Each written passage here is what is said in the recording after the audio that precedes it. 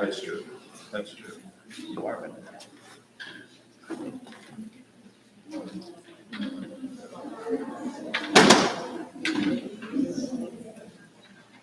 No.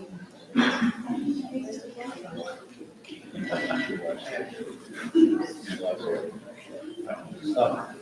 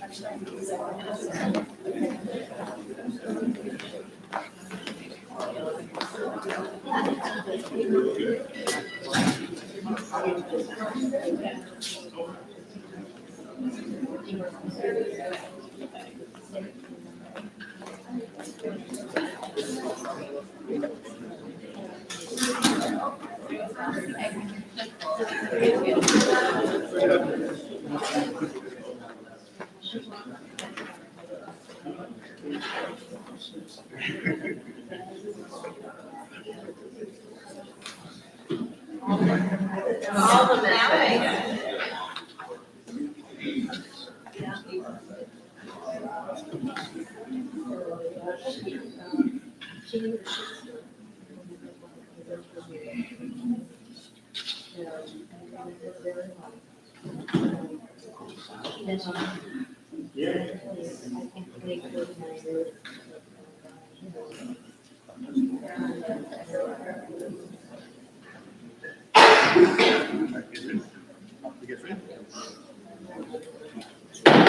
Okay, everyone, I'd like to call the school committee meeting to order for June 14th, 2022. Our first order of business will be pledge of allegiance. Please stand.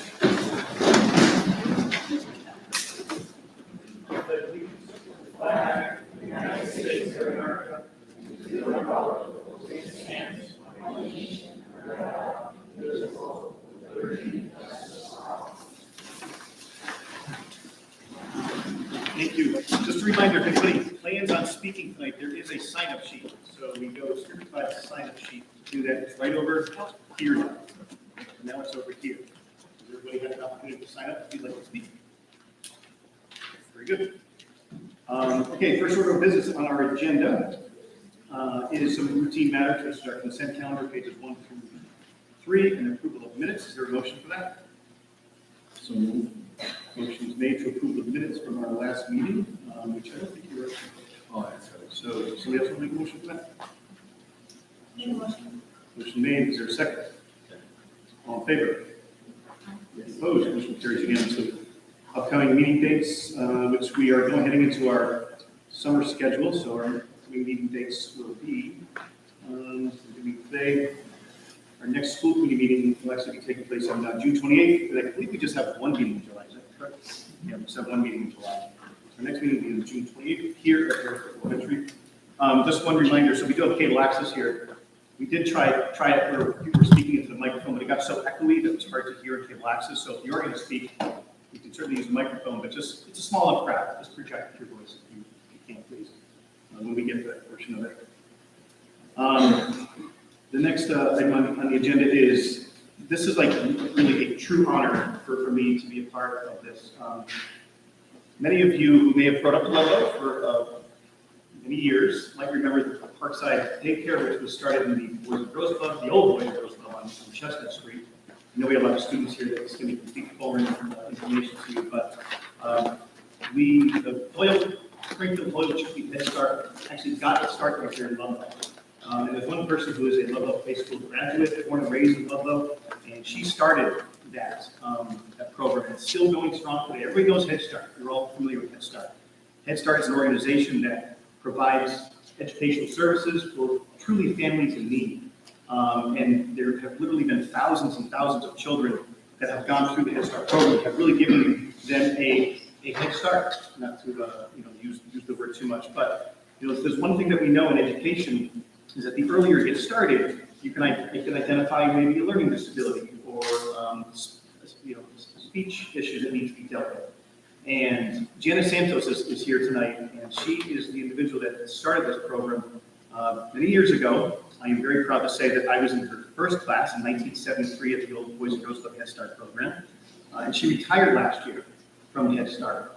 So I felt she's been recognized by Congress, by the legislature, by the governor, by everybody you can imagine, and I felt it was only proper that the town of Ludlow recognized Janice as well for the work that she has done. So I've invited Mr. Tony Gonzalez from the Board of Selectmen here today to provide a citation for Ms. Santos from the Board of Selectmen on behalf of everybody in town. So, Tony. Good evening, everybody. Just before I read the citation, even though Janice retired, when she found out that she could no longer be over at the primary building because we were going to be putting those buildings up once the new school administration building was done here, she reached out and I put her together with people over at the Portuguese Cultural Center down off State Street behind Lusitano Stadium. And no flies. I mean, she was on a lease, and the young lady that runs it over there said, boy, she's a tough cookie, but we made a deal. So he was always looking out for the town. So on behalf of the Board of Selectmen, I offer you an official citation. Upon her retirement, the CEO is Holyoke Catholic Springfield Head Start, Holyoke Chickpea Springfield Head Start. Janice Santos is a pioneer in the early childhood education field. She is a graduate of Holyoke Community College and UMass Amherst. Janice became a professional volunteer at the Ludlow Boys and Girls Club in her hometown. Ludlow's public schools had not yet begun offering kindergarten, so she convinced public officials to create space for children all day. In 1973, Janice opened Parkside Early Learning Center in Ludlow. 6 years later, she was hired as the executive director of the Holyoke Chickpea Head Start Incorporated. Under her leadership, the organization has grown to become the second largest Head Start in the state of Massachusetts and one of the largest providers of early childhood education in Western Massachusetts. Head Start is a federal program that promotes school readiness of children from birth to age 5 from low-income families by enhancing their cognitive, social, and emotional development. Holyoke Chickpea Springfield Head Start Inc. has a long history of providing high-quality, early education, and support services to children and families in the community.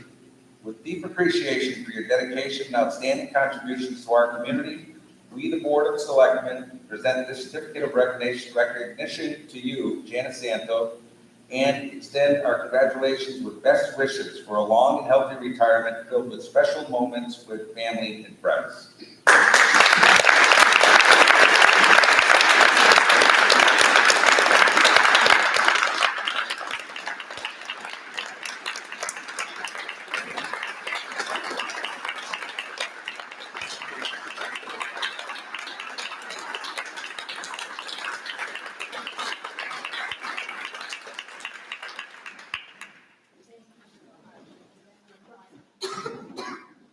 One thing I didn't plan on in my retirement was fall down in my house and fracture my hip. It's been a long 3 months of rehab, and I'm doing well. As Tony said, I'm a tough cookie. But I want you all to know that I'm a lifelong resident of Ludlow, went to Ludlow schools, graduated from Ludlow High School quite a long time ago.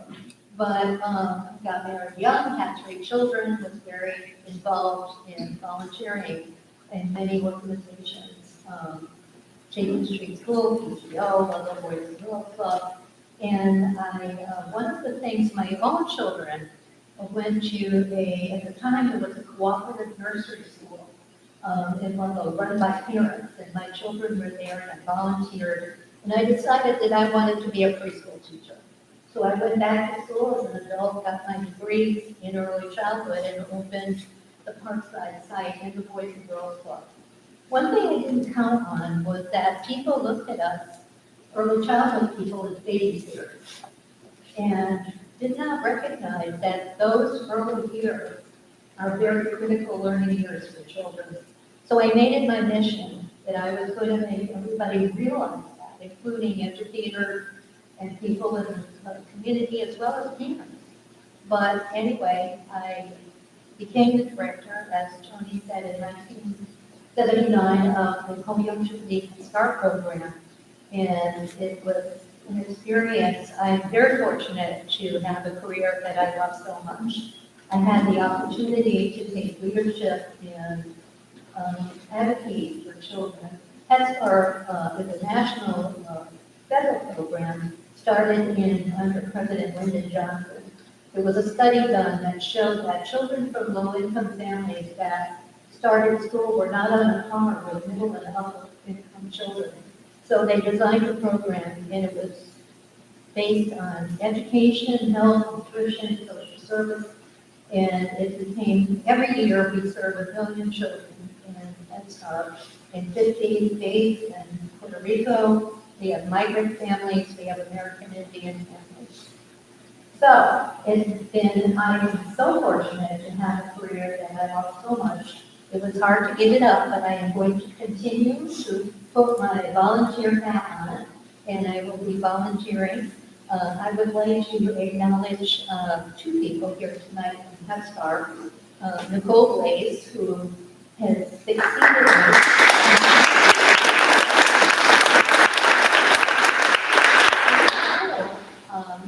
Was in Head Start for 25 years as the director of community engagement in our program. But I knew her long before that because I was her preschool teacher at Parkside just a few years ago. And also Dr. Sally Carlton. Dr. Carlton is on our Head Start board of directors, and she's retired as the school psychologist for the Chapin Schools.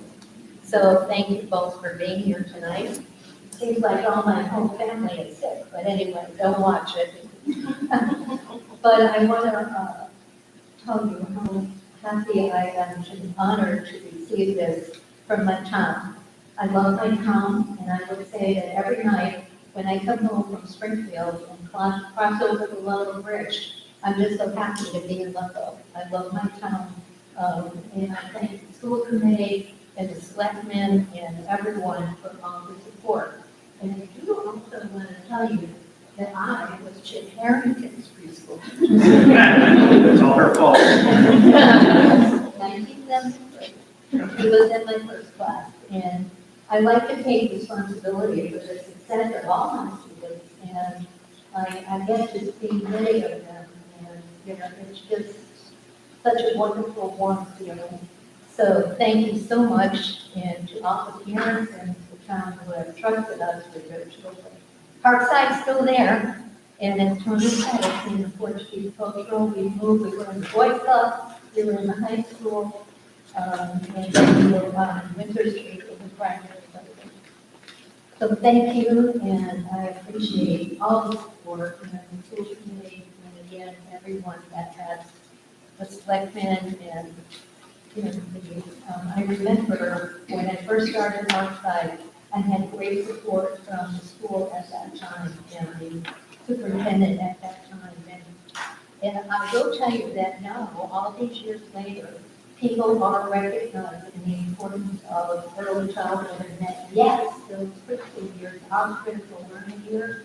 And now there's universal pre-K, there's money, and public schools are expanding their preschool programs. And that's very nice, except that they're stealing my teachers. Anyway, but it's wonderful because it gives more children more opportunity to have that. So thank you very much.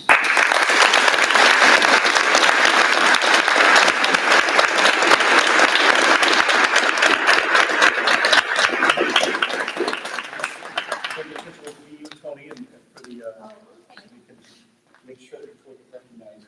It's not on Facebook, it didn't happen, so it wasn't real. Yes. You can just tell how like sharp she is, right? She hasn't missed a beat in all these years and all. So true.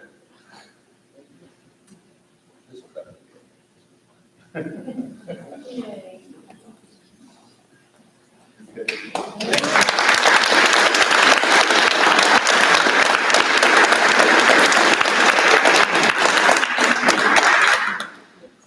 Thank you, Jen. Thank you, Tony. Thank you very much. My mother tells me that because of Parkside, when I was at Parkside, I had a learning disability when I was in school. I had a cognitive learning disability where I think I still have it. I just can't sit still. I do a lot of different things, and I wasn't picking up on the reading materials and all that. So very early on in my, educational career, it was picked up on, partly due to the teachers over at Parkside. I was able to get those interventions that I needed. So you students that are out there, when you have a learning disability, you just need to work around it. You figure it out and you work towards it. And I'm very proud to say I have a master's. I'm actually working on another master's right now. I just learned my own way of doing it, and it's thanks to the people like Janice and everybody who identified that so early so that I could overcome that and just kind of find a new strategy.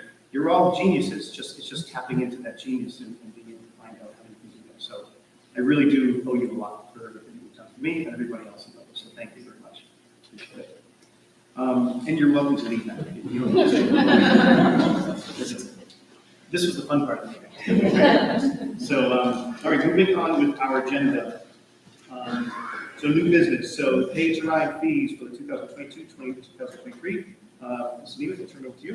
No, actually, I have Mrs. DeMarinis, the Director of Operations here, who will outline the details of our pay to ride. Hopefully my voice is loud enough.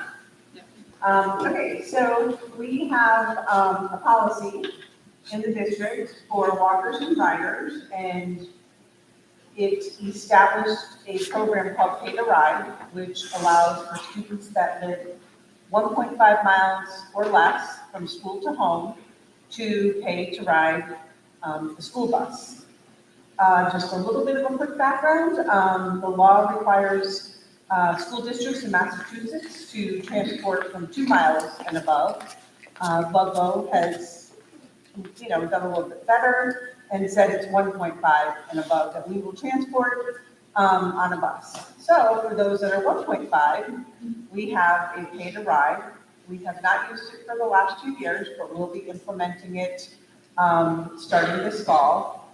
And one of the policy requires that the school committee needs to vote on and establish the rates for the school year. So in all of your packets is a copy of the policy. These are- I'm going to read this off the top of my head, but it's a big packet. There's 3 pages, the policy, a sheet that has all the rates and kind of, some of the, terms and conditions, and then just a little bit of a graph kind of showing what some other districts are paying, or charging, their families. And basically, we're trying to stay pretty close to what it was a couple of years ago. Knowing that right now, there's a tough time with gas prices and food prices. So it's policy EEAA, walkers and riders, that's our policy. Yep. Is there any discussion, any questions from the committee? This is, we set this every year. I believe so. I wasn't here in the past, but the policy does say that you set it. Yes. We just wouldn't have done it last year because last year, we did require people to fill out the form, but it was at no charge. And the year before that was kind of a little bit different where the program sort of just didn't exist. Because we were in, people went to school just a couple of days a week here and there, so everybody sort of got a bus. Yeah, right. I know we've had this discussion before. Bus ridership is way down, it seems, quite a bit. Many people just drive their own kids to school. I don't know if there's truly any walkers anymore. I think everybody gets a ride to school.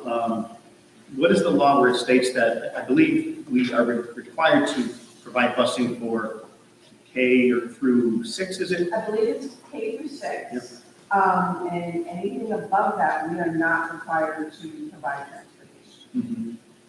And then again, 2 miles and above for the students that are K through 6. If they live 2 miles and less from school to home, we don't have to transport them either. Right, so we actually go a half mile closer, we provide that for them, but then within that mile and a half. Did you say 1.5 or 1.4 miles? 1.5. 1.5, it's a mile and a half, yeah. And we go the extra mile, so to speak, and transport the kids 7 through 12. Correct, you're right, beyond that. I know it's a, busing is a huge cost, it really is, it's a big cost for all school districts. We certainly don't want to create any hardships for anybody, but I know, we have had this discussion before about maybe we've done surveys in the past, have we? On busing, not so much, but other things, absolutely. Yeah, because, fiscally, it may make sense, it makes some sense to do a survey to see who truly is needing the bus through that freshman through 12th grade, and then make a decision from there. Yeah, so, you mean just looking at the high schoolers? Well, we're obligated by law to go until 6th grade, so really middle school and high school, yeah. But 6th grade is in the middle school, so if we're driving 6th graders there, we might as well be doing 7th and 8th grade. Yeah, I believe that would get a little complicated if you did just one grade in the building and not the other 2.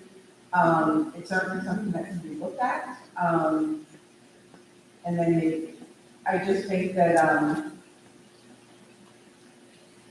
and then you could always offer the pay to ride program, for the students that you want it.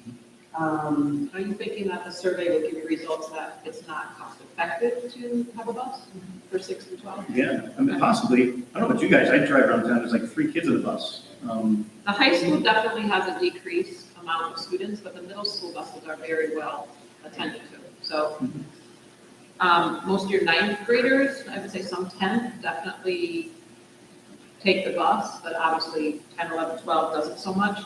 And you also will see more students taking the bus home than you will see students taking it to school. So it's going to be, I don't know if it's, we absolutely can do a survey. I'm not so sure how valid it will be, but we could. Yeah, I'm just trying to, open up the committee for your thoughts. So I also just want to add, in regards to the survey, we definitely could do that and, kind of squeeze it in there. We're getting to the point where we're getting ready to give all of our information to LPVET so that they can start routing the busing and getting the file kind of cleaned up. She just kind of cleaned it up, and that is a week and a half process for her. And then once she does that, we are in a role to start doing all the pieces that we have to do. Notifying all the people that are 1.5 or anybody that we're going to decide isn't going to get a free bus, letting them know that. So we just have to kind of be careful about the timeline, because, And I think at this point, I mean, you're so close to school, and school ends tomorrow, and we're in such a, people are crunching their budget so much with high gas prices, with high food costs, I think adding an extra set amount of families with such little notice to the years would be, I think, it could be a good in some families, and some families could have looked at the cost of an extra 250 pounds for some families. Maybe something to think about for the following year, if that's what we're looking at, maybe with high school busing. Maybe looking into what other districts around here don't bus for high schoolers, and see how it's working out for them. But I think, you know, coming, like, we're only looking at 2 months between now and high and school are starting, I think we're. Valid point, yeah. the other thing I do want to add, you know, for all of those here as well, the program does allow, you know, no matter who we decide is going to get a bus and who's going to have to fill out a pay to ride form and pay, it does have opportunities for people that are low income, and free. It's not based, like, the food department has given free lunch for the past year, so it's not based on that, because, well, that would be everybody. I think we're still waiting for a vote on this year, so we don't know what's gonna happen, but it would be, a form that would have to be filled out, and a determination would have to be made based on income to determine if they, would be eligible for a lower rate or potentially a free rate based on, their situation. Further discussion? Chip, I wanted to say that this year might not be a great example of ridership, because I'm speaking for myself, a lot of parents kind of gave up on busing because it was kind of a daily scramble, and there was a lot of inconsistency. So I do know, I'm among that number that we just started driving kids to school, because we didn't quite know when the bus was going to get there every day. You know, unreliable enough that we can give up on. They continue to ride the bus home, because that was very long. And that is probably actually something that happened for a lot of people. I kind of thought maybe some of the phone calls stopped happening because people just figured, you know, it was hard. It was a really rough year. The transportation company is very, very low on drivers. So we had a lot of situations. We sent out a lot of alerts when we knew about them. There were definitely days where we missed the alerts. So I do know that families may, that does sound reasonable based on what we saw in our office. Sure. I had another question about, is the rate set as a way to, how is the rate set? Is it just sort of a set amount and you increase it every year by a certain amount? So I've been here 2 years, so I haven't been here when we've actually ever ran the pay to ride program. So we kind of looked back at old documents, and we did find one from 2019. I believe that's the year where the second half of the year, people are actually giving credits, because that's kind of when COVID hit and we changed the way that we did schooling and stuff. So these rates, the 250 is the rate that I came up with. The 242 is what the 2019 rate was. So, you know, I'd have to go back in history to see how often it was changed. But it doesn't really recoup any of the cost. So the. It's not a money maker. Well, the funds are used for, things like paving of parking lots.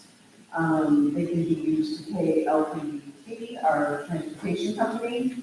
That's really the most logical place to put it, but also for paving the parking lots, things kind of related to transportation.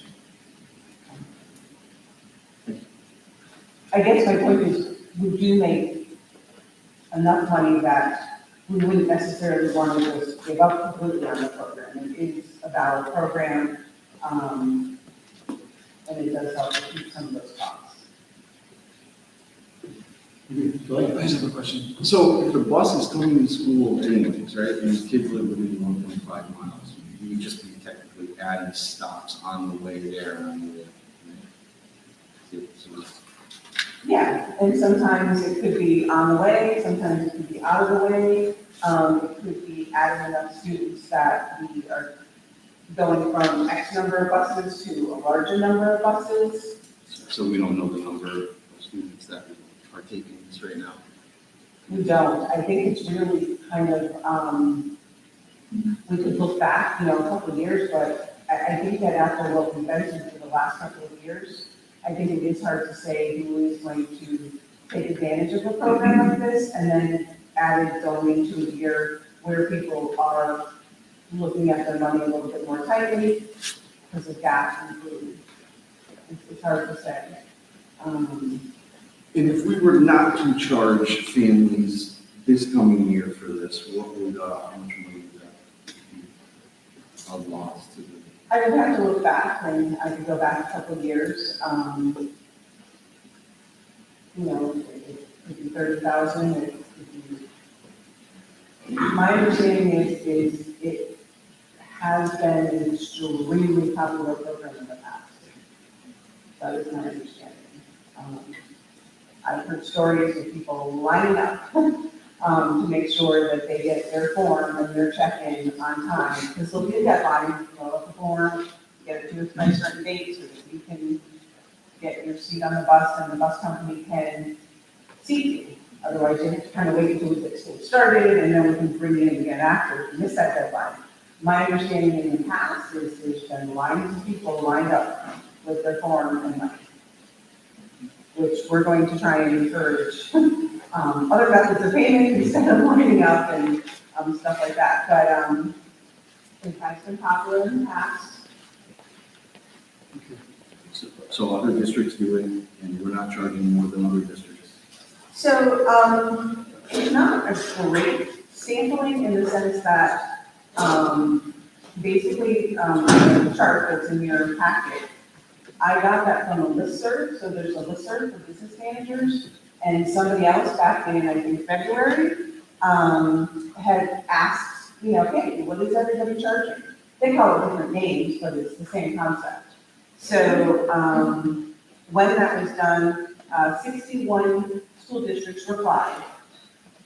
25 replied with a charge, and 36 replied that they do not charge. Now, we have close to 300 districts in Massachusetts, so it's not a very good sampling. I did try and look for ones that were similar in income to us and didn't have a lot of success in that, based on the DESI numbers and income like that. So I couldn't find anybody that was really close to our income as a town. But I did list all the different towns and what they charge for their first student. And if you look at the graph, you can see that we, are kind of in the middle. 6 districts charge 200. And I would say that the 500 is a complete outlier. Wouldn't even count them, but I put them in because they were on there. So people are charging anywhere from 100 to 360 if we kind of forget about that 500. So, that's, as a committee, that is, role to decide what the rate is. Okay, Mr. Floyd? I like the whole sort of that, this year, maybe, going to up some years. What that number. Yeah. He was just saying that, a survey, I still might be something we go forward, even if, sounds like we're going to move forward and vote tonight to support. It absolutely give us some Yeah. information, absolutely. We did a survey this year, a survey next year, it gives 2 years of data, so we compare it to this, at this point. We have COVID, so maybe not everybody's back into the swing of things when it comes to busing and anything like that, so. Okay, is there a motion by anybody in the committee regarding busing? I make a motion to approve the recommended Cater Ride program as presented. Motion made, is there a second? Motion made, second. Any discussion? Hearing none, all in favor? Aye. Any opposed? Motion carries unanimously. Thank you very much. Thank you. We're gonna survey. Okay, yeah, between you guys can put some survey questions together. Or, yeah, and obviously, if you have anything you want to. Yeah, okay.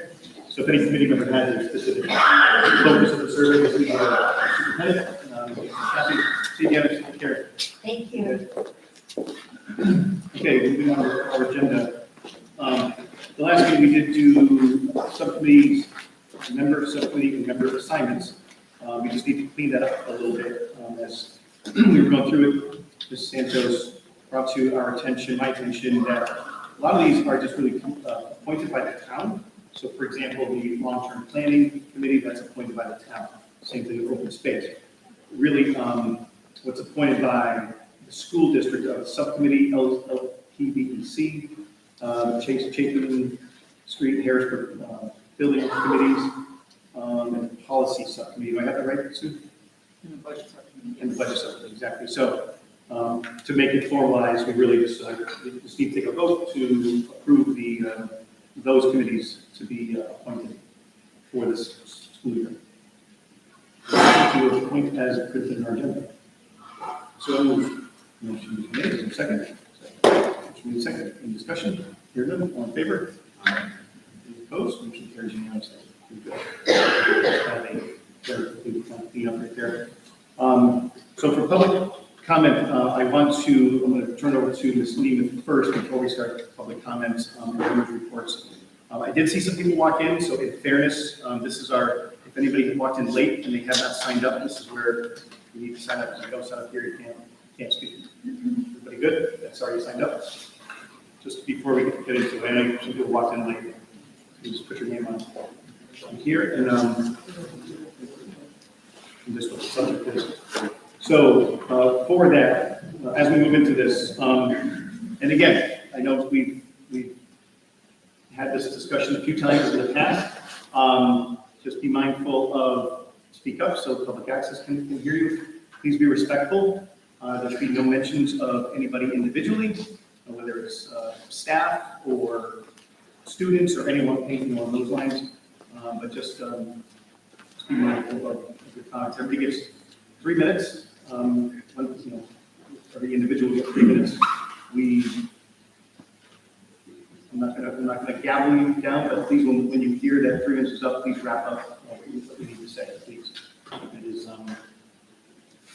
policy and encourage consent. We'll take the list back. So before I do that, will you please turn over to Superintendent Nemeth, who wants to start out before public comments. Yep, 2 things. Back to the subcommittee for a moment. We do need a vote on adding a second member to the public policy subcommittee, which is in green on the agenda. So that is separate from the overall vote. So we have one member, we have Mr. Stratton as public policy. We need somebody else, the second member, Okay, volunteer. that's what Sarah. You got 2 committees, you're on 2 committees. Yeah, we can see. Okay. You want to give us something? Policy something? Make a motion. Motion made, there's a second. Public cares is really just, yeah. A motion's on the table to appoint Mr. Lang on the policy committee. Is there a second? Second. Motion made and seconded. All in favor? Any opposed? All right. Unanimously. Okay, thank you, Mr. Lang, for stepping up to do that. That's wonderful. Okay, so Ms. Neiman. Yeah, back to superintendent's report. So in the past, we have had myself speak prior to public comment, just to get the facts out there so that perhaps during public comment, you don't need to come up and have public comment. So I did prepare kind of my thoughts. So I am going to read them so I don't forget anything and kind of put it out there. So to begin with, as I read through my emails these past few days, how disappointed I am that people have jumped to conclusions in regards to the recent information they received about possible transfers of a few of our teachers. I am reading from a script tonight because I want to be sure to address all the misinformation again. To begin with, the school committee is not a body that's involved in the daily operations of personnel issues or scheduling. They oversee solely the school budget, the policies set forth by the Massachusetts Association for School Committees, and the hiring and evaluation of a superintendent. The current status of where our teachers will be teaching next year is a decision made by building administrators and yes, the superintendent. As I always say, if you have a question, reach out to the building principal first, then the superintendent. There is no need to bring building-based issues to a school committee meeting. But to let the audience know, we have approximately 7 teachers district-wide transferring between buildings to best fit the needs of students. We reassign teachers' grade levels and subjects frequently at the end of a school year to best fit the needs of the next school year. The teachers who have reached out to this audience to save their positions in certain buildings are bound by contractual language that they have not adhered to. There is a process for them by their union, and they are choosing not to follow the process. I am perplexed as to why they choose to upset the students they claim to want to protect and teach. Asking families to show up to this meeting is, I imagine, stressful and anxiety-ridden for families and children. I apologize for the undue stress you are feeling tonight. Many of you have accused me personally of being power hungry or making decisions out of revenge of not getting my way during a budget crisis. My way is to fund all teachers, all programs, and add positions to the budget every year. Unfortunately, that's not what happened this year. Superintendents make difficult decisions, but always in the best interest of students. Principals also make difficult decisions every day, but somehow, and thank God, they haven't made public forum yet. If any of you knew me, you would know I've been trying to build the chorus and band program for years. I encouraged and helped Mr. McAvoy expand his teaching and offer music therapy, history of pop culture, and songwriting. My daughter herself took the songwriting class while at Ludlow High School. My oldest daughter played drums in the middle school band, and my youngest played clarinet with her beloved music teacher, Mrs. Manjo, who left abruptly during her 7th grade year. I understand everyone's fears of change. In regards to chorus, I asked Mr. Henry to start an a cappella group or some other type of chorale about 6 or 7 years ago. He started a men's chorus with 100% of my support. I also researched and bought for the program all the electric pianos and programs so that he could expand and share his skills. So please don't say I don't care about the music program.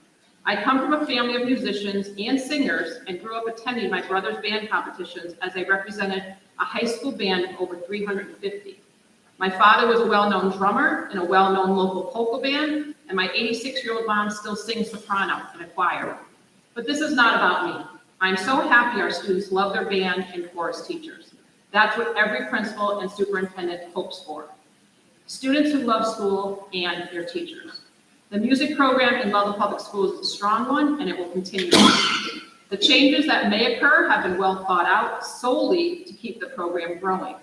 This issue of transfers is contractual language that is being reviewed by myself, our school attorney, and the teachers union. I am saddened that we are ending this year with students and families once again upset. This was, and absolutely there is no need for this. There are so many more pieces to this puzzle and to this process, and some are obviously confidential. To blame myself, the school committee, or even the music department chairperson is narrow-minded and again, not based on facts. These decisions are still in process and are with the building of the program at the forefront. The administration is trying to keep the program growing and expanding, and difficult decisions are being looked at to make this happen. Please trust we do know what we are doing, and I again apologize for the unrest this has caused. Staff members are misinformed and have not spoken to me yet, nor let the process follow the contractual language. Social media is not the best source of information. Thank you. Okay, thank you, Ms. Nemeth. So, as she has mentioned, we've all been receiving your emails. Thank you for taking the time to reach out to us. I tried to respond to each one of you. If I haven't, I apologize, but I try to get back to everybody. So I'll go right into our public comment portion, and if you had your answer here, then just let me know that you're good. Otherwise, just come up here, and just like all the other speakers have done, just try to, face the audience, or feel free to face us. So I think, is it Steve? Steve Foot? Everyone? No, it's my daughter. Oh, it's Sage? Sage, oh, sorry. Sage, come on, please.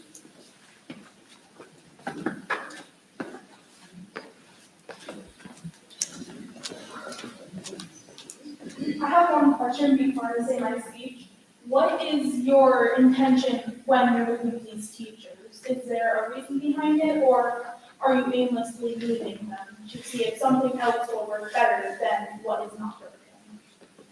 So this is public comment, we don't respond, so if you want that question answered, please comment. Okay. She's right. I mean, our policy does state that it's your public comment, gives you a chance to address the issues, and she can respond to them through email or. Okay, well, great. You guys are trying to move the middle school band teacher and the elementary school teachers. Is our main concern at the 7th grade band and 8th grade so far.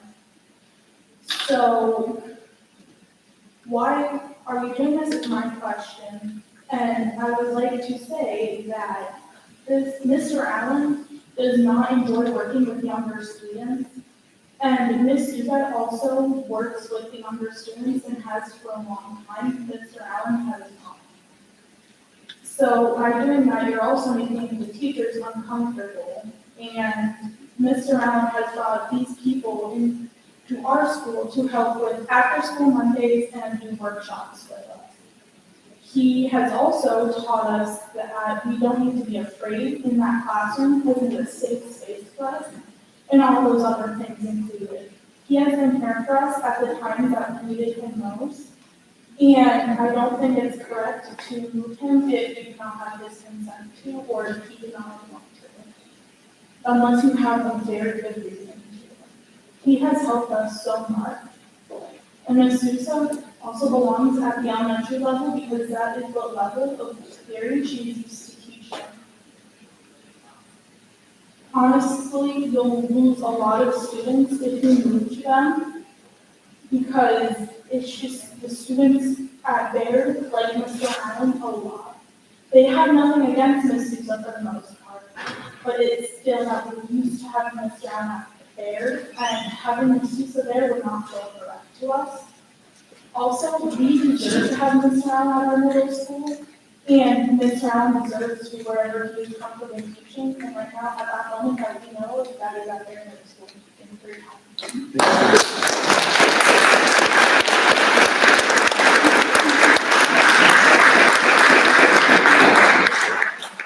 I know this is going to be challenging for certainly the students who are going to come up and speak. But we really can't be talking about individual teachers or students or anything like that. So I know this may change how you present what you're going to say. Through email, I get it, but again, this is a public forum, those people aren't here, and they deserve the right to be here if they know this, we will be discussing them specifically.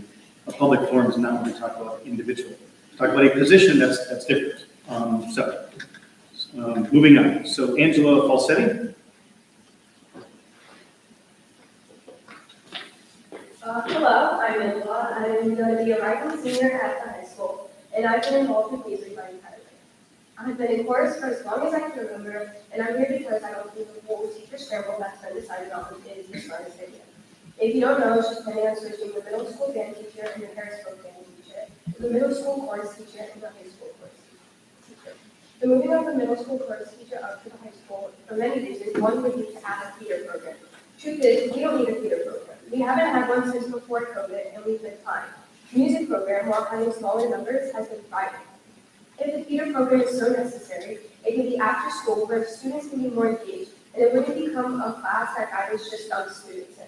There's no reason to move teachers around for a theater program. 2 teachers ran our theater program before COVID, and while they were working at best. So there can be teachers that would come to high school to teach, but there's also high school teachers that can run the program. It's no secret that the current high school chorus teacher is an incredible director. The chorus's success in districts and all states is all thanks to him. He spent many late nights recording our chorus, listening to recordings, and giving us critiques and ways to improve. 7 people sent in auditions in a 19-person chorus. And out of those 7, 6 got in, and 3 got into all states. He's built this chorus from the ground up, and he never stopped putting in the work. And it makes no sense to remove him from the music family that he's built over 15 years. He's been at LHS. The students should be top priority. COVID has created issues with mental health among students. Our music teachers at their current positions provide emotional and mental health support in a safe place. This situation isn't fair to any of the teachers, and more importantly, it isn't fair to the students, who throughout their high school and middle school career have built a relationship with them and respect them deeply. Thank you.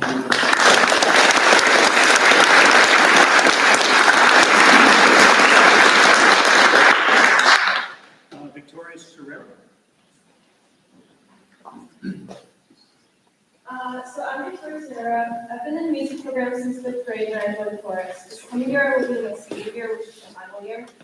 I remember my freshman year. I was initially scared of high school, but the first chorus class became exciting to that. To meet all of us freshmen feel welcome and being introduced to the high school's chorus culture alleviated all of my fears about the next 4 years of my life. Over his years at LHS, he's created a safe environment where we can share our love of music without judgment.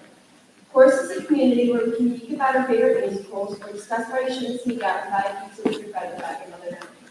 It's a safe space and it's an escape. If I'm ever having a bad day, I know that the chorus room is always there for me during my music classes and my free periods. There are so many deep-rooted traditions in the school's chorus program, such as the singing Valentine's, which is one started by Mr. Henry. It created so many amazing memories with my friends. This tradition is also popular among the teachers as well, since they love the opportunity to get to hear us sing, since many of them can't make it to our concerts. They also love seeing their students embarrassed by a group of teenagers and circling them as indicated in Wi-Fi. Mr. Henry has worked hard on the chorus program. There was one night this year where he was up at midnight posting our parts for the chorus concert just to make sure that we knew our parts. He taught us all the basics of piano so that we can play our parts to know them better. It was nice my freshman year being able to go home and practice on my own without having to fiddle around with a video. The way the music program works. Creating a theater class in high school is like trying to fix a broken leg with a band-aid. You don't want a class, you want an after-school club in music school. You can't fix what's broken by destroying what's working. The teachers in the current positions are what's holding the program together. Bottom line, Mr. Henry being the King Middle School would crush the morale of high school. The music department is run by Mr. Henry and Mr. McAvoy, who worked side by side for over a decade. I just don't think that is in anyone's best interest to split them up for nonsensical reasons.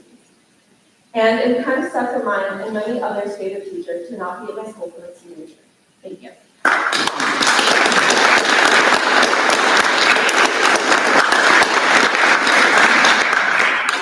Just a reminder of names. Skylar Foot, please.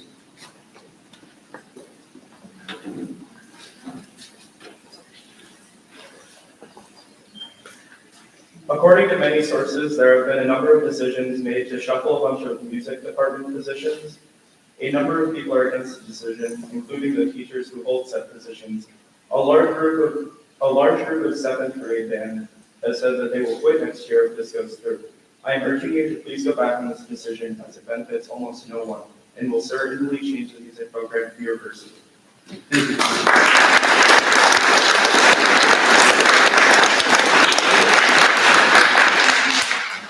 I know I've said this before, but I really give you guys a lot of credit, students. I know it's not easy to get up here and speak in front of your community like this, but I appreciate the passion that you have, and you're doing a great job. Garrett Day. Thank you. I'm here again also to support the music program. Like you, I have the advantage that I've had kids going through this program for over 20 years. Since I first moved into Ludlow.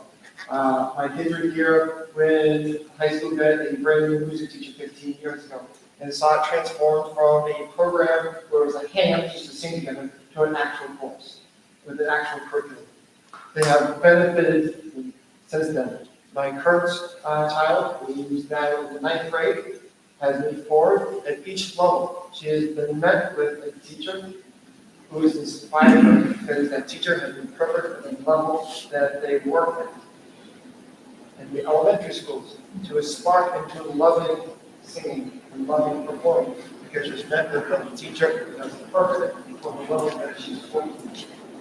In the middle school, she was ready to walk and play a student until she had a middle school band teacher because of the perfect for working inspired her to play. Also been my most choir teacher, who inspired her love of course as she became our music. She's now in high school, and she's met with a teacher who put together such an amazing curriculum that she also joined the district and all things because he is perfect for what he's at, and that university experience is. For 15 years, where his experience is. I ask, why change what's broken and what works well and break it up? And why create a situation you brought up that, people shouldn't speak up. But I'm glad you did. Because at this point, that allows us to bring up that right now, you're about to become a principal back in high school, and be a principal where children now do not have faith in the principal because things were done behind the scenes, because things were done at last minute. My own daughter said, if I have a problem going up to high school, why do I go to the principal now? Join grades. So I'm going to ask, what are you going to do to not only fix this breaking part, breaking this program, but to fix the trust that's been broken with the children, teachers, and the parents? Thank you.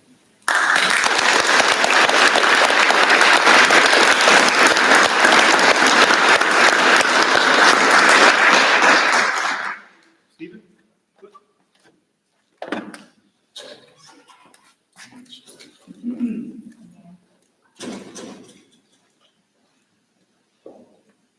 A lot of the things I was gonna say have already been said, but kids dropping out of band because of the teacher switches is an issue. It's gonna hurt the music program in the schools. Ron, you played with the high school and middle school band together at the parade. Kids are amazing. There's nothing that changing anything is gonna make it worse. You're gonna lose kids, you're gonna lose their love for music, and it's gonna hurt the music system.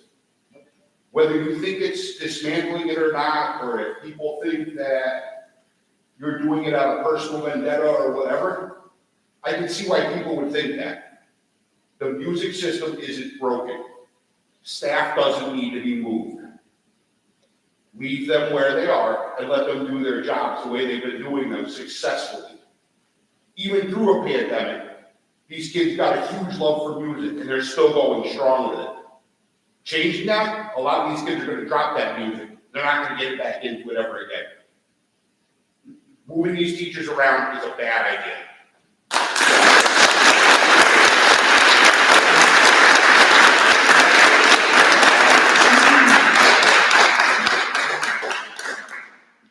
Bella, it's yours.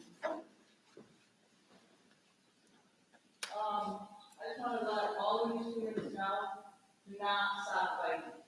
All right? Come up, speak, fight for what you believe in. That's like me as a parent, I'm up here fighting for what I believe in. I have to change the subject for a second. I'm going to do the recap that I had with the librarian about the sexual books that we have in our library, as you all know. Now, that was a waste of time.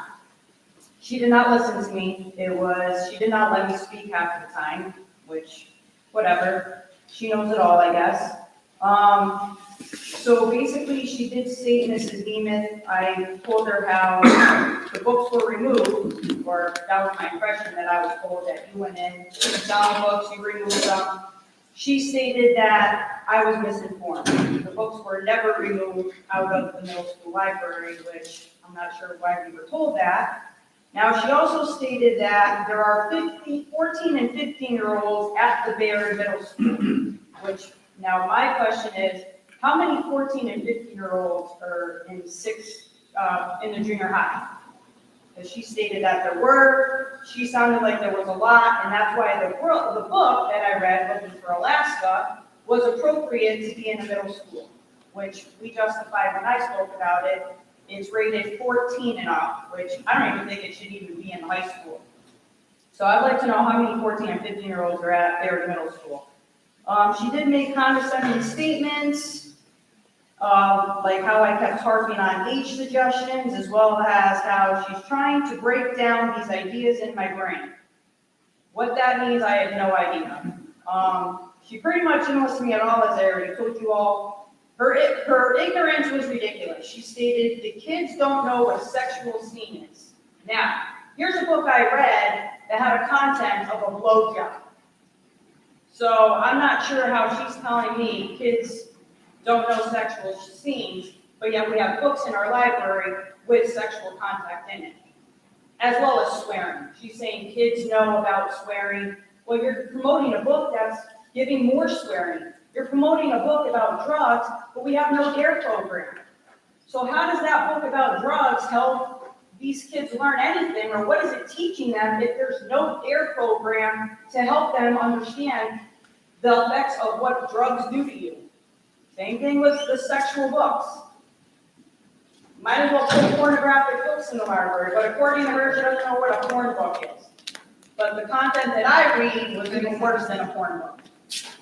Thank you.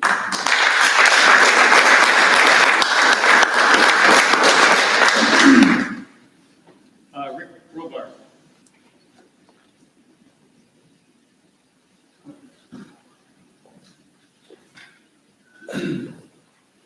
Rick Goldbar, Edgewood Road, K through 12, Ludlow High School. 1979. It was very different back then, Mr. Chairman, and members of the board. This is even very, very different. Basically, I'm here to say, I hope I can work with you, Mr. Chairman, and the new superintendent, Mr. Tiano. I'm not going away. You poked the papa bear, and now I'm going to be fighting for the students and the parents in Ludlow, Massachusetts.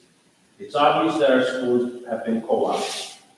They've been taken over by a radical group of people. I will stand and I will fight.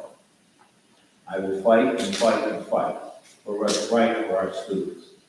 These books, all you're doing is taking it, you're saying to us, meet with this one, do that one, and you don't even give respect when you meet with the librarian. She's a disaster. I will not meet with her. I may meet with the principal, but I will meet with the superintendent of school. The new superintendent needs to know what's going on in our schools. They're out of control. Why am I running into parents constantly telling me I will remove, as a school committee, you better start thinking about this. Whatever side you're on, wherever you are, why are your customers saying I will remove my child or children from the Leadville Public Schools tomorrow if I can figure out a way to do it? That's a problem. When I was in school, that wasn't happening. We had good teachers, we had some that weren't so good, but they all tried, and we weren't being indoctrinated. We weren't being, having sexual things talked to us. So the teachers were not trying to be our parents, okay? You don't tell a kid what gender they are or what gender they are not. That's up to their parents. But we have a situation now where every time I run into a parent, they're telling me that they want to take their kids out of school. You five have to really think about that and find out what it is. We can disagree on certain things, but we have a problem in the level of school. And I don't think it's one person or one thing, but it is something we all need to address. I know parents, young parents that have taken their kids out of the schools, their kids are only going to East Street or Harrisburg. Is that they're pulling them out? One has to get rid of a job or quit a job. Do I homeschool? Do I put them here? Do I put them in a Catholic school? So we have a problem. All I'm saying to you, Father, is that you need to look into this. Why has anybody called a parent who has removed their child and said, can I talk with you about the reasons why? Can we all try to work together on this and say, what are the problems? Is there a common thread? How can we possibly correct it? Because there's a problem. And I ask all five of you on the school committee to think about it and look into it. Thank you.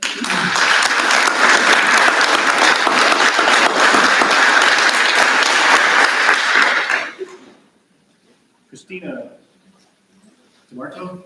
Yeah. Did I butcher it?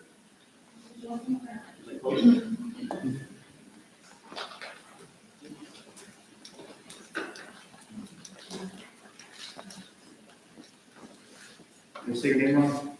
Tomorrow, it doesn't matter. You got it. Thanks, Mr. Santos.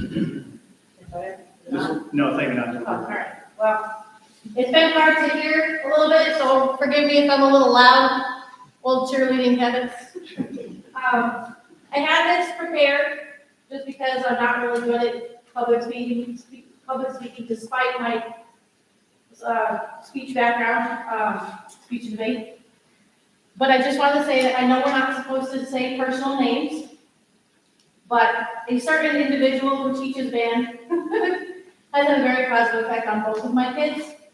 My kids are not the typical Ludlow type A kids who are happy to come home and do their homework first thing and get awesome grades. They do great, but they're not A+ students, and they don't look for the extra step. They don't think, oh, if I use colored pencils instead of just regular pencil, I might get extra points. They're just looking to get their homework done so they can go on their video games and take their dog outside.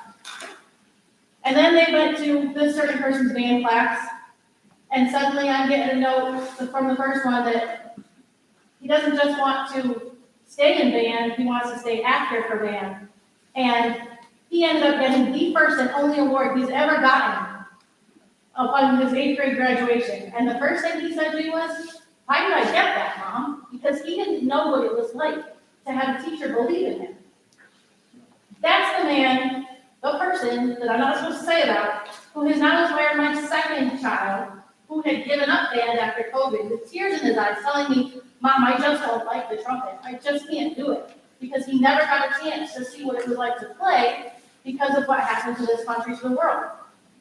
And he didn't like the classroom setting of sitting down to the trumpet, and he felt like it was work. And I had to let him quit because he was just done. And then he took piano, and now he wants to join band again. And he even stayed after on his own to try out different instruments to see which one he would like. Beyond that, I will read one part. That's the mom in me, who I won't just, this is why I'm here to fight for my kids, but beyond that, it's a terrible time because 63 days ago, we were all here. And this was double room, packed, with a bunch of kids who brought their parents because they wanted to stand up for their teachers. Not just the teacher I told them, but a bunch of them. Now, 63 days later, after they finally felt like they made a difference, the first time they stood up and said, "I can do it, I can have a voice, I can make a difference." And now their teachers are getting taken away from them. Not just any teacher, the teachers they fought for. And they're not going ahead, they're going to, like, the teacher I'm talking about is going backwards, so it's not like they're gonna get a chance to see him again later. So you're telling these kids who stood up that, okay, you won, but not really, because what you fought for is getting taken away from you anyway. So you have your reasons, but they only have 13 years of school, and it's dwindling. My oldest one's a senior, and the second one's gonna be a senior before I even know.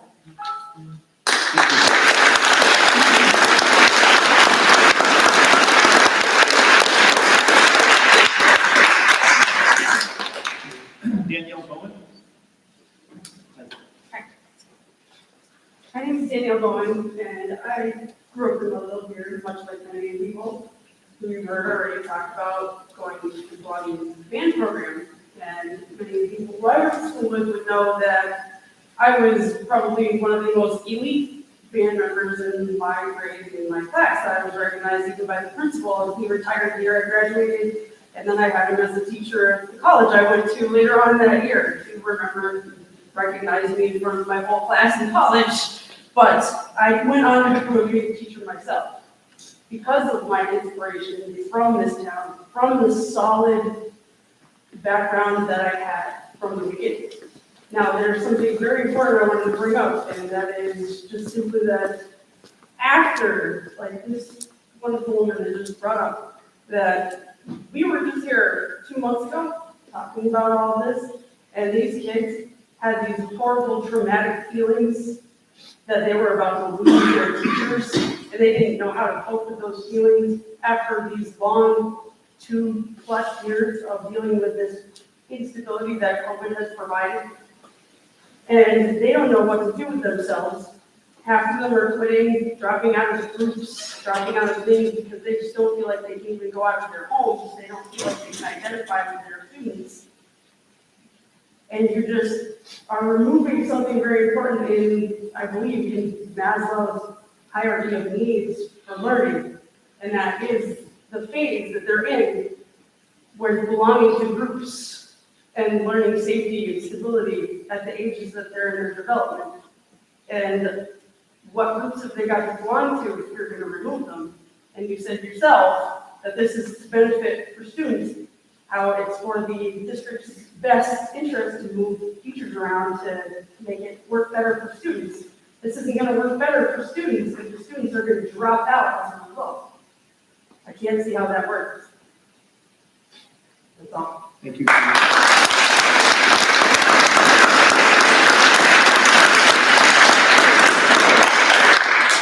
Kelly Tracy, who's been here since 5:30.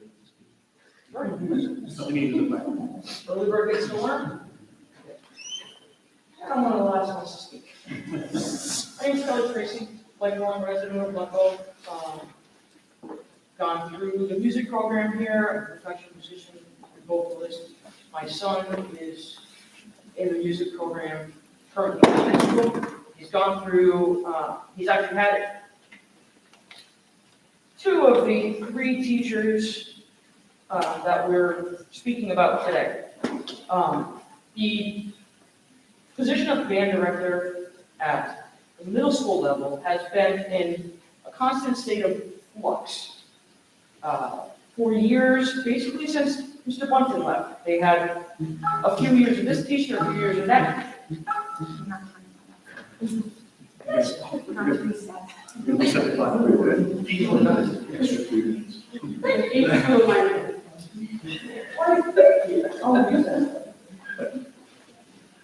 After Mr. Bunton left, they had a program established that kind of had a few years here, a few years there, a few years here, and the program went downhill as far as attendance, and it actually got separated into grade levels instead of being a junior high or middle school band. It used to be 7th, 8th, and 6th were separate. Personally, that's the way it should be. It's just ridiculous to have multiple bands running, but that's another comment. My son was in 7th grade when the current band director became the long-term sub for the director that was out on maternity leave, Karen. The short year, basically because of COVID, between part 7th and part 8th, he learned an awful lot in that time and started finding his voice, not just personally, but, musician as well, which is important. The position of choral director or vocal music director at the high school level was also in flux from when Mr. Rin left. They had multiple teachers, only lasting a couple years apiece, until the current vocal music director took that spot in 2008, I believe, and has been building back the program, which he did a very great job of. And then COVID, disaster. If you're a musician, you know what COVID did to your livelihood. Ridiculous. We're just starting to get back on our feet as musicians. Children need stability, regardless if they're in middle school, high school, elementary school, they need stability. They also need someone that they can depend on. And when you're talking about classes that these kids choose to participate in and do so because of a love of something, when that gets torn apart, whether it's for whatever reason it may be, that doesn't really matter to them. The reason doesn't matter. It's the result that does. They will just stop playing or singing. It's difficult enough to get yourself into those programs because they all seem to fly with any other elective that you might need, getting scheduled, especially at the high school level. So, in closing, please reconsider your proposed changes and please take into account the needs, emotional, social, and educational of the people in which you are serving. Thank you.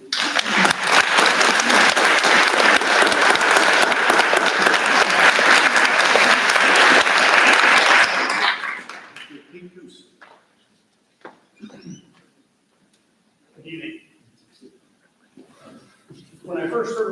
this on Monday, I reached out to a couple committee members, expressed my concerns, and I appreciate you taking the time to get back to me. Subsequent to that, I did reach out to the interim superintendent to try to get the perspective behind why these changes. I'm a little bit concerned that I did not receive a response. At the beginning of this public hearing, there was a presentation made that attempted to give some rhyme or reason to it. However, I didn't get anything on it. I still don't see what the reason is for making these changes. As everybody has said, we were here about 2 months ago. The message was pretty clear. Teachers are well liked in the schools that they're serving. You guys have dual customers. You've got the voters, but more importantly, your customers are the students. Okay? You've heard it from others. These decisions are having negative impacts on our kids, and that's not right.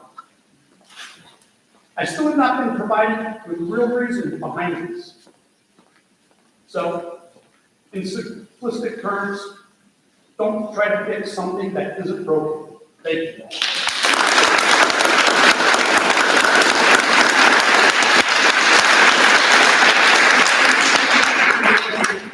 Our last speaker will be Megan Hogan.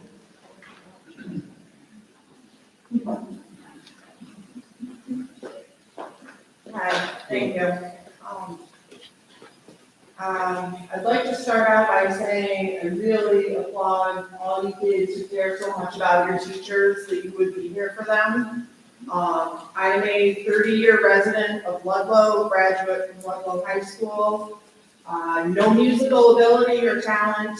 My son, he keeps trying with that trumpet, but it's not going well. However, I feel like as a town, we have spent a great deal of money and time selecting our new superintendent.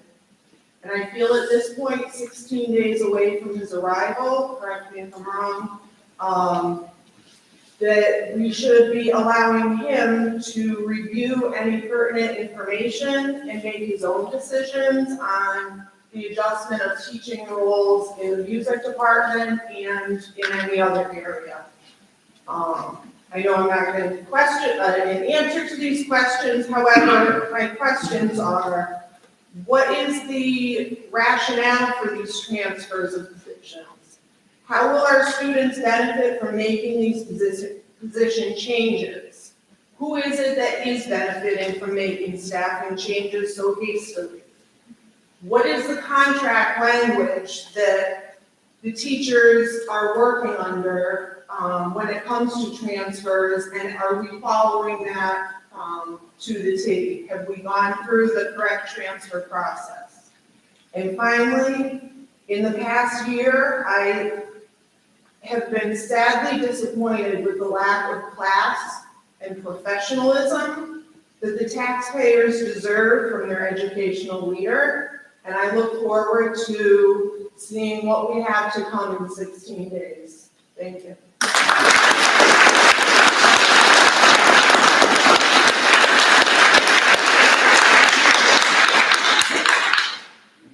Thank you everyone for taking time to do that. That's why we have public meetings, so that we can, you guys have a voice. So, moving on with our agenda, we'll go into reports, so I'll turn it over to school committee reports first. I'll start down my left hand, Mr. Stratton. Okay. I'd like to congratulate everybody for finishing another school year. It was not an easy school year, and it seemed that there was a lot of strain all year long. So I'd like to say thank you to the students, the parents, the teachers, the bus drivers, and the cafeteria workers. It was a lot of work, and I was impressed that Ludlow came through it. I hope that things will get easier with the years coming. I'm glad to see that the book review process is getting started. You may not like that process, but it's good that it's getting started rather than reading books out loud. It's good to actually start moving forward. Thank you, Mr. Swale. Also, I want to congratulate all the seniors who graduated this year, and I had the pleasure to go to graduation for the first time, so on stage just and funny little story. I had one of the seniors that I was going to a religious ed program came up to me, seeing me in the gown, and said, "Ron, why did you trim your beard?" Because it was like long. I said, "Why?" I said, "Because you look just like Gandalf right now." It's kind of cool. Then we also had the awesome pleasure, Mr. McAvoy asked, he was struggling with having enough students to play the Memorial Day Parade because a lot of his band was seniors, and he was coming back with it. So we had reached out for help, and I was able to march with the high school band. It was awesome, and did end up playing with the middle school band at the memorial, and they were phenomenal. I don't remember middle school band sounding as well as it did back, all the way back to the, like I said, the Bunsen days. So that, I thought that was great. Joy played with Daniel and Kelly. So it was really fun. And I'm gonna have to put my 2 cents in with this music thing. I tried to make sense of this all weekend. I talked to a lot of people, I talked to parents, I talked to kids, I talked to teachers. And I still can't make sense of it. We have a program that is successful. It is struggling because of COVID, obviously. The numbers are down and it's been struggling. That is not the time to throw it in a blender and switch it all up. This is the time to work with what you have and build it.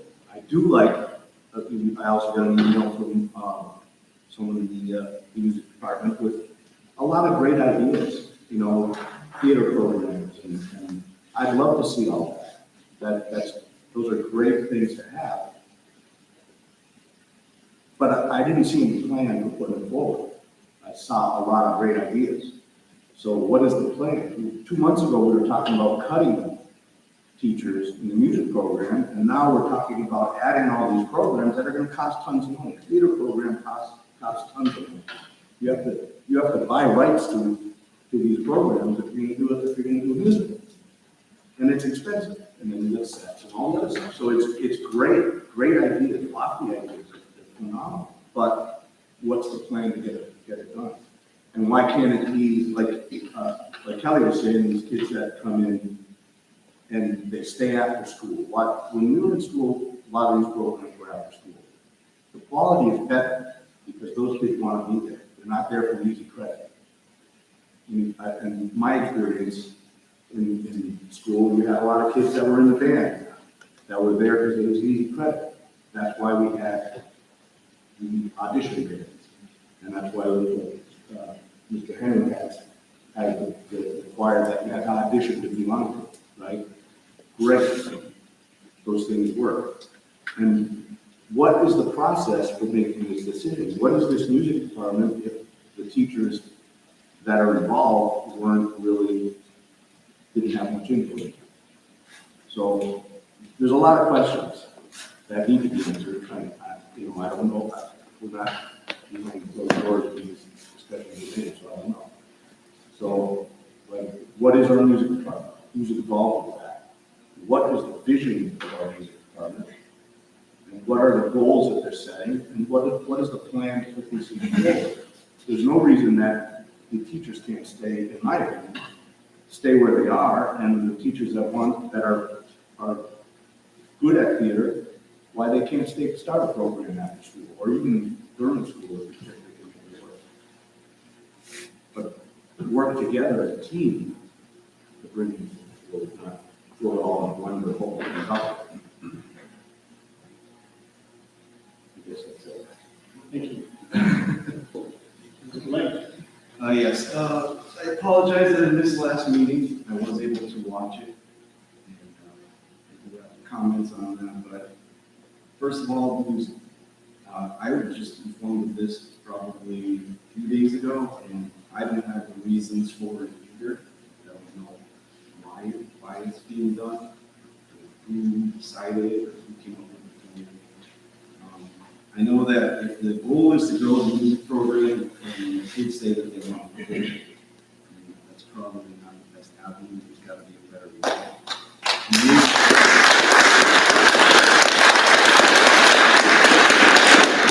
And Mrs. Neiman is correct. We do not have a say in the personal day-to-day operation of the school. There are times that we get involved in procedures though with, so there may be a day that we do have a say, but we do not run the schools.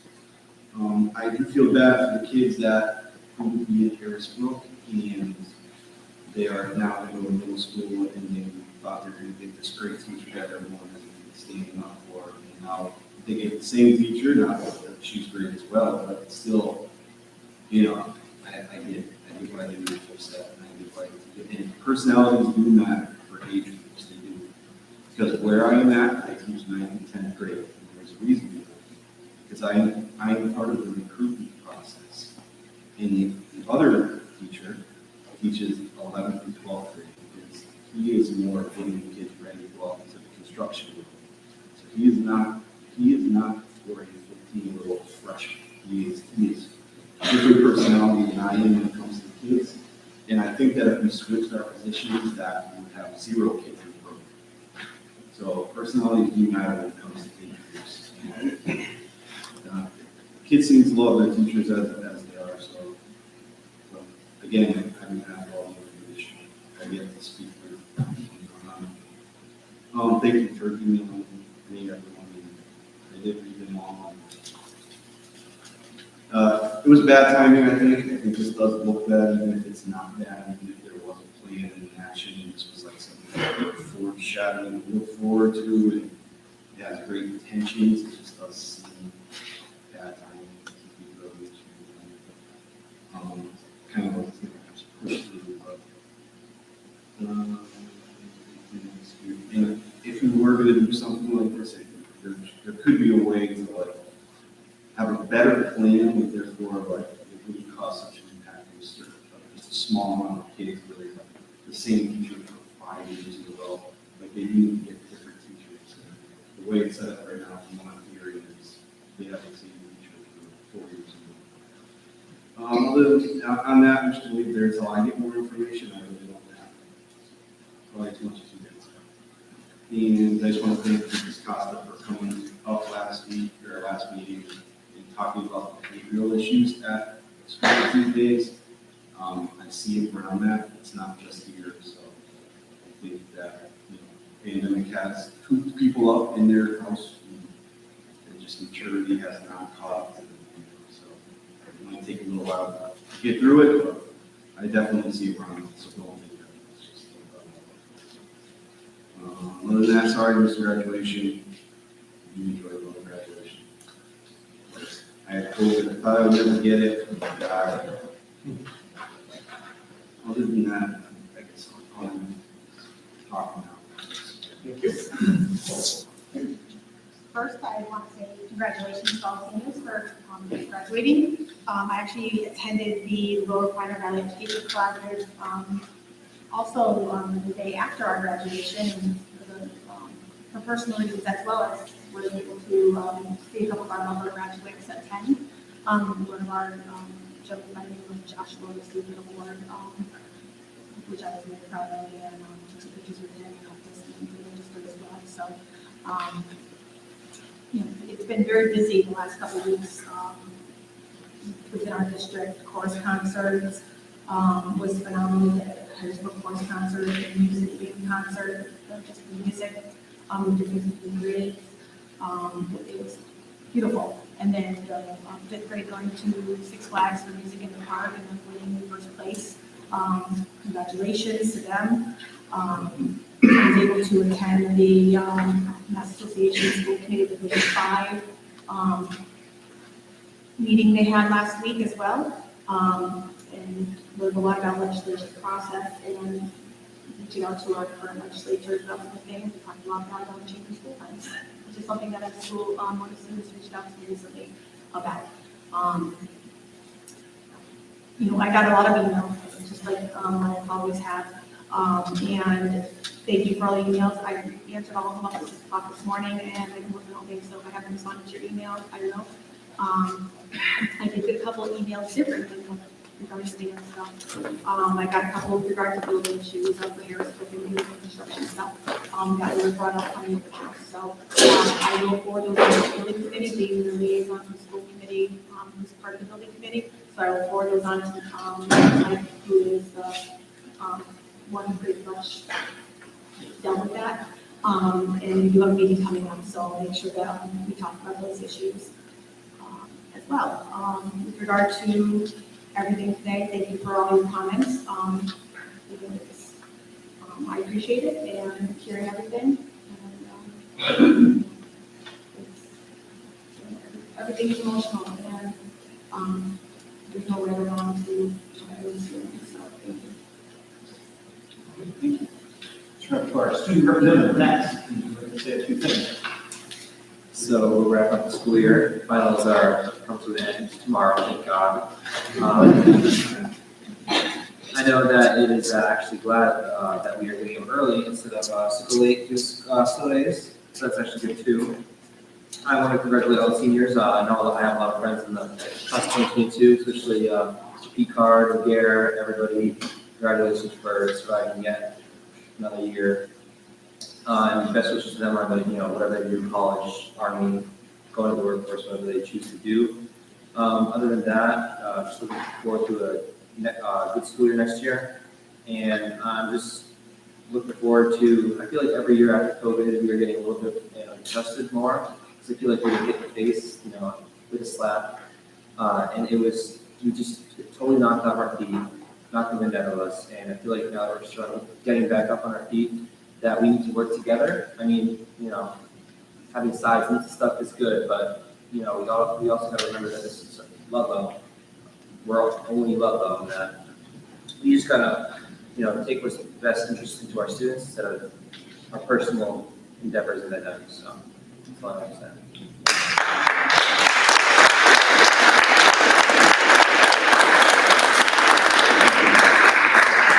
I'll just close with a couple things. Everybody, I'm not sure if everybody has kind of said a very common theme, but it was, to Matt's point, it was really nice to kind of get back and see the parade. It was such a great turnout this year for the Memorial Day Parade. So many people were out there. Like I said, the band was there. We had so many students involved in these parades as well, too. And it was just, it felt like Ludlow again. It felt like COVID is still here, I get it, but it felt like we were kind of getting back to some sense of normalcy. So that was really, really great, too. And I appreciate everybody involved in that. This past weekend, I don't know if you guys had a chance to celebrate it, but the Grammy Lusitano celebrated 100 years here in town. So that was also a really great event to be a part of and to be able to go over and just, again, it's like a little mini festa, except there was only Ludlow people. Nobody from New Bedford or Fall River or wherever people came down. It was just Ludlow people. It was really a great time. And we had beautiful weather for it as well, too. Just getting onto the issue that we've been talking about today with music. As Christina said before, we don't have day-to-day operational, we do policy. We just learned about most of this on Monday as well, too. I do share my colleagues' feelings about this. With COVID being as much of a disruptor as it was, and this is what I said in some of my emails to you, that I think more than ever right now, we need stability in our schools. I think maintaining those people who are in those positions gives us some of that stability. We did get a really nice letter from an individual in the school system who is very much in favor of this, really well written, and I can understand some of that. I just don't know if the timing is right. So again, that is a decision that's going to be made at an administrative level. To Mr. Lang's point, it may through the process, it may come to the school committee behind, the executive session as we discuss certain things, but we're not there yet. So we'll see where this plays out. One thing that has an enormous impact is when you come, when you participate, and really, like I said in the beginning, I really give you students a lot of credit for playing up here and voicing your concerns and doing it passionately, because it's not easy to do. You've got people who don't know in this building, that are, watching you speak, and you do a great job. So I really do appreciate you guys taking the time and coming here. There's nothing more satisfying than knowing that our students are such a big part of our community, and I hope you know that we really do take your concerns very, very seriously as a school. So, having all of that said, anything else? Graduation, I got it. So we had graduation, so class of 2020-22, it has graduated, they have joined the ranks of alumni. One thing I can say about the Mullins Center is that it's a great venue, it's named after Bill Mullins, a Ludlow person, and it's really a well put together. Mr. Mitchell, I give you a ton of credit, that's a lot of work to put together the graduation. And this year was really, I know you got a lot of help with that as well too, but take the credit where you can get it. So it's a great venue, the students did great, the chorus, the band, everybody sounded great, the acoustics in that building are wonderful. And it goes through very, very smoothly. One thing I'll say is that, the student body that we have, it doesn't matter if you're ranked number 1 or number 206, whatever the number was, all those diplomas look the same. This is really an opportunity to kind of hit that reset button. Maybe high school wasn't your strongest point, but you get to hit that reset button and you're going out, and you can really kind of conquer the world moving forward. So good luck to all the students, class 2022. We got class 2023 coming up. I wish you guys a great senior year. You are officially seniors now, that the seniors have graduated. You're the top dog in the school, so we look forward to everything that you guys are going through. And I'm, to your point, Matt, it's so nice to be able to bring some of these traditions back, where kids from the younger grades can watch our students walk through the halls with their gowns on just before graduation. There's a lot of traditions that we have here in town that are really important. It makes us a really great community. So I'm glad those things are continuing. That's really important. So having all of that said, Ms. Neva, do you have anything else? Okay. Having all that said, we do have a need for an executive session. If somebody could read the motion, please. So I move that the committee convene to executive session to discuss strategy with respect to collective bargaining and litigation, and the committee will not convene in open session. Period. Okay. Is there a second? Second. Made and seconded. Is there a roll call vote? Mr. Stratton? Yes. Mr. Saloy? Mr. Lane? Yes. Mr. Bowles? Yes. Mr. Harrington, yes. We are going into executive session. Thank you, everyone.